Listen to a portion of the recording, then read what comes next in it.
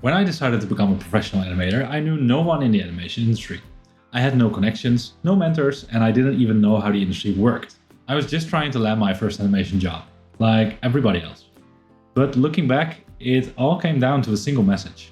In this video, I'll show you how a single message turned into conversations that eventually helped me land my first animation job. My name is Bas, and I'm helping aspiring animators become working animators by sharing what I've learned as a former career switcher, 3D animator, and animation lecturer. As a career switcher, I had to network from absolutely zero, but it eventually became one of the biggest reasons I landed my first animation opportunities. That didn't happen overnight though, because it took me quite a while before I dared to pursue a career in animation.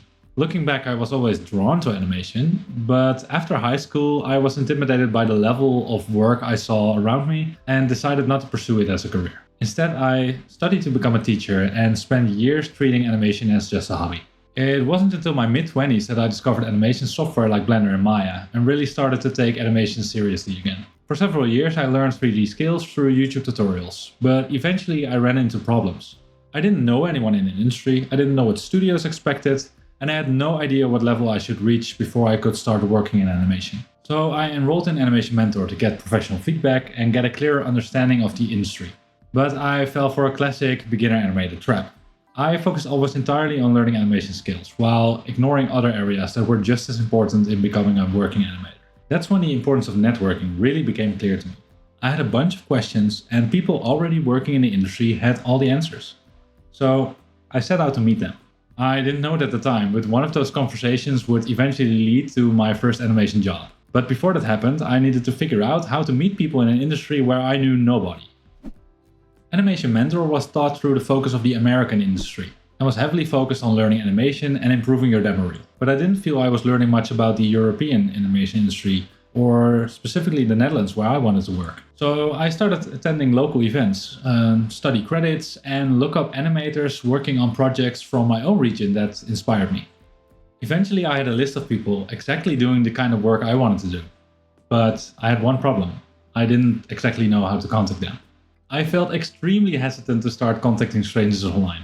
I kept worrying that I was bothering them, but then I realized that if someone came to me and asked for advice on something that I genuinely cared about, I would probably be happy to help. So if you're not sure how to approach strangers online, here's a simple framework based on the approach I used. Notice what I'm not doing. I'm not asking for a job. I'm not asking for favors. I'm not asking them to solve my problems. I'm simply introducing myself and asking for insight. It's a huge difference in the tone of message. For me, everything changed when I started thinking of networking as simply building relationships with people that are already in the industry. The goal wasn't to get something from them. The goal was to better understand the industry and the people in it. I'd sent a handful of messages like this one as an effort to introduce myself to a few new people in the industry. When I got my first reply, I just stared at my screen. The response was kind, helpful, and downright inspirational. That first reply turned into a conversation, and then another one. And it kept going. I even received feedback on my animations, freelancing tips, and leads for future projects.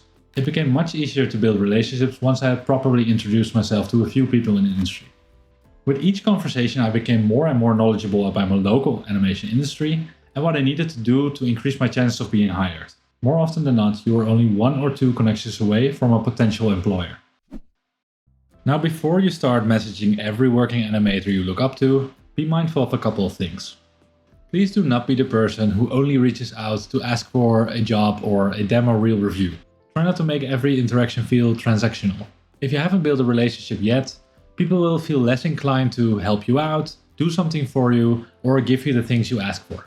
So when you are introducing yourself for the first time, don't ask for favors, jobs, or demo reel reviews, but what you should do is introduce yourself, share your goals, ask advice on how to achieve them, and respect their time. The biggest shift for me was realizing that networking wasn't really about getting something from someone, but more about getting to know someone. And once you've started building relationships, don't limit yourself only to animators. Take an interest in the work of modelers, riggers, directors, supervisors, recruiters. They're often involved with projects before animation positions become available, and they might think of you when an opportunity arises. I also occasionally check in with people I've worked with before. It's an easy way to keep in touch, and you never know when they are working on a project that needs someone with your skill set. Networking isn't about collecting contacts. It's about building genuine relationships, and opportunities are a byproduct of that. And opportunities will come.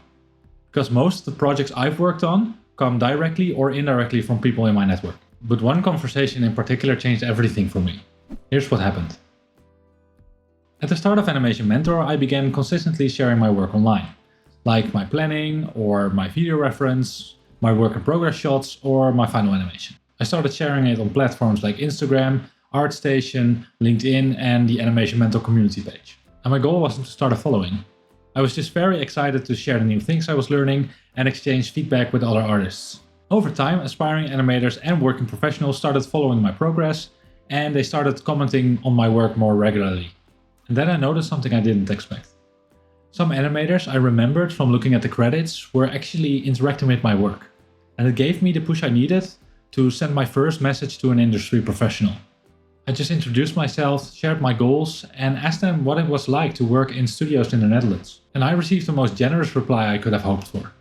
They had worked for several studios in the Netherlands and were also an Animation Mentor alumnus, so they knew exactly what journey I was on. They asked questions in return and informed me that multiple projects were actually ramping up production in the following months. They even asked me if I was interested in receiving updates on when the productions would be ready to take on new animators. So while learning animation, I kept looking for opportunities to get to know more people and learn more about projects that I may want to join. And I received more and more helpful replies with potential leads that I could act on in the near future. And that's when I learned that networking isn't only about meeting new people, it's also about staying in touch.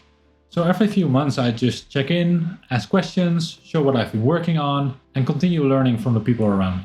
By the time I was even ready to apply for jobs, people already knew my work, my communication style, and my approach to animation. So when the opportunity finally arrived, I wasn't just some stranger with a good enough demo reel. I barely finished Animation Mentor before securing a position as a 3D animator on the Dutch animated feature Victor Vleermuis, internationally known as Benjamin Bat. No assessment, no animation test, no formal interview, just a quick chat to get to know each other a little bit better and see if I was the right fit for this position. The relationship already had done most of the work. I wasn't selected because I had the strongest reel. I wasn't selected because of who I knew. I believe I was selected because I showed up consistently, documented my growth, built genuine relationships, and worked hard to become someone who people wanted to work with. I used to think that networking was about knowing the right people. But what I eventually learned was that it starts much earlier than that. It starts when you're willing to introduce yourself. Looking back, the job wasn't the result of a single message. It was the result of everything that happened after that. One message became one conversation.